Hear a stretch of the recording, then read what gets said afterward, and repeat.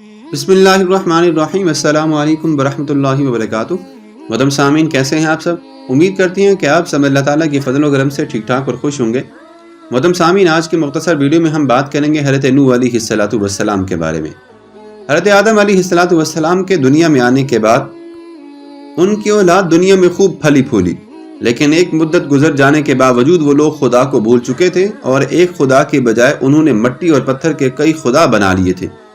نہ صرف یہ کہ وہ ان کی عبادت گاہیں بتوں سے اٹی پڑی تھیں، بلکہ ہر گھر میں بت رکھے ہوئے تھے جن کی وہ پوجا کیا کرتے تھے اور ان سے مرادیں بھی مانگا کرتے تھے۔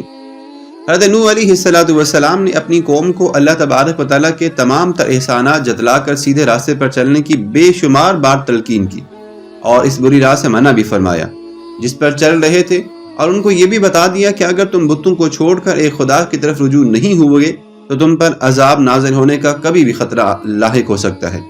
اور حضرت نوح علیہ السلام نے یہ بھی کہا کہ مجھے اللہ تبارک و تعالیٰ نے تمہاری طرف رسول بنا کر بھیجا ہے۔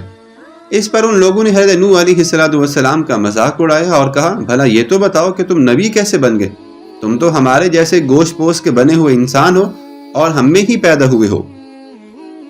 تم میں ایسی کون سی چیز ہے جس سے ہم تمہیں نبی سمجھیں؟ اور اگر خدا کو نبی ہی بھیجنا تھا تو وہ کسی فرشتے کو نبی بنا کر بھیج دیتا۔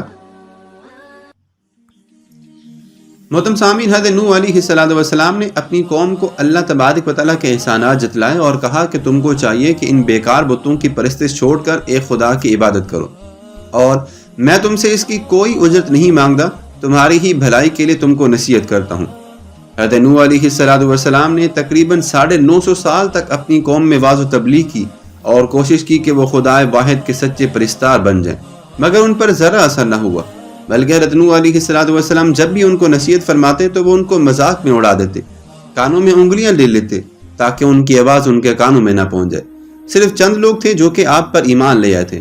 قوم کی یہ سرکشی اور نافرمانی دیکھ کر حضرت نوح علیہ السلام نے اپنے رب کو پکارا کہ اے اللہ، میں تو اس قوم سے تنگ آ گیا ہوں، اب تو ہی ان سے بدلہ لے۔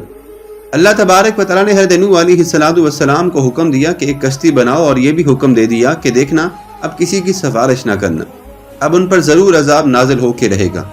حضرت نوح علیہ السلام نے اللہ تبارک و تعالیٰ کے حکم کے مطابق کشتی بنائی۔ جب کشتی بن کر تیار ہو گئی تو حکم خدا بندی کے مطابق حضرت نوح علیہ السلام اپنے اہل اور ان لوگوں کو کشتی پر سوار کر لیا جو آپ پر ایمان لے آئے تھے، اور ہر جانور کا ایک ایک جوڑا بھی آپ نے کشتی میں رکھ لیا۔ جب یہ سب لوگ کشتی میں بیٹھ گئے تو اللہ تبارک و تعالیٰ کے حکم سے زمین کے سوتے پھوٹ پڑے، یعنی تندور ابل پڑا، اور اس کے ساتھ ہی موسلادھار بارش شروع ہوگی۔ زمین پر پانی بڑھنے لگا اور حضرت نوح علیہ السلام کی کشتی پانی میں تیرنے لگی۔ پانی بڑھا تو حضرت نوح علیہ السلام نے دیکھا کہ ان کا بیٹا کنعان پانی میں ڈوبنے لگا ہے۔ آپ نے اسے آواز دی کہ اب بھی آ جاؤ تاکہ خدا کے عذاب سے بچ سکو، مگر اس نے جواب دیا کہ اے ابا جان، آپ جاؤ، میں کسی پہاڑ کی چوٹی پر چڑھ کر اپنی جان بچا لوں گا۔ پانی تھا کہ تھمنے کا نام ہی نہ لیتا تھا۔ دنیا کے نافرمان اور سرکش لوگ اس سیلاب میں فنا کے گھاٹ اتار دیے گئے، اور حضرت نوح علیہ السلام کی کشتی جودی پہاڑ کی چوٹی پر جا کر ٹھہر گئی۔ اب اللہ تبارک و تعالیٰ کے حکم سے 40 دنوں کے بعد سیلاب تھم گیا اور زمین نے سارا پانی اپنے اندر جذب کر لیا۔ اب اللہ تبارک و تعالیٰ نے حضرت نوح علیہ السلام کو حکم دیا کہ کشتی سے اتر جاؤ، تجھ پر اور لوگ جو تجھ سے پہلے بھی ایمان لائے ہیں ان پر ہماری رحمتیں اور برکتیں نازل ہوتی رہیں گی۔